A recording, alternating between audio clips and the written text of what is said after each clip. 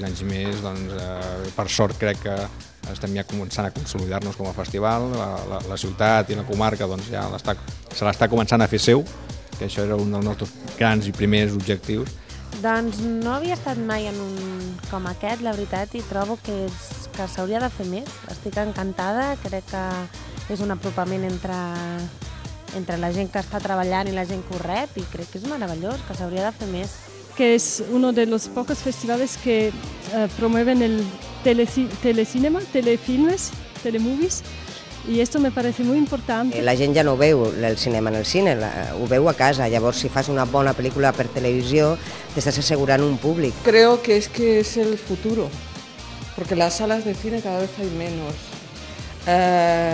La gente se aboca a la televisión y si no, acabaremos en internet, pero todo esto, pues el futuro está ahí, ¿no? Y que sea la ciudad de Igualada me parece fantástico. I la veritat és que trobo una iniciativa molt, molt bona i única, perquè em sembla que no hi ha cap festival de TV Movies enlloc.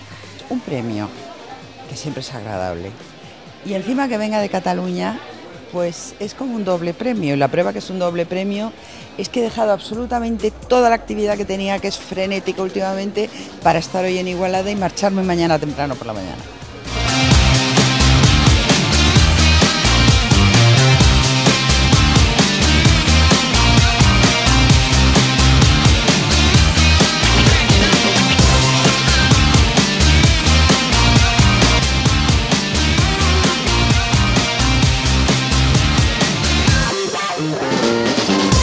Buenas noches, buenas nit.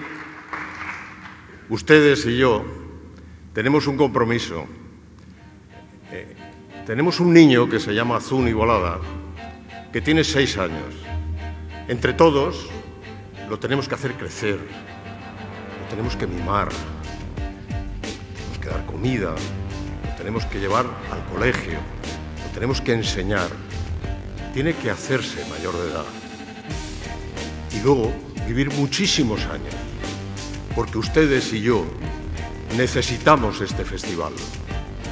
El cine, además de entretener, además de divertir, lo hacemos para conocernos más, conocernos mucho más, a ver si es posible que nos respetemos. Agradezco mucho a Zoom Festival, porque me ha emocionado. Y a Zoom le voy a recordar toda la vida, porque a un viejo actor le ha traído ilusión, ternura y emoción.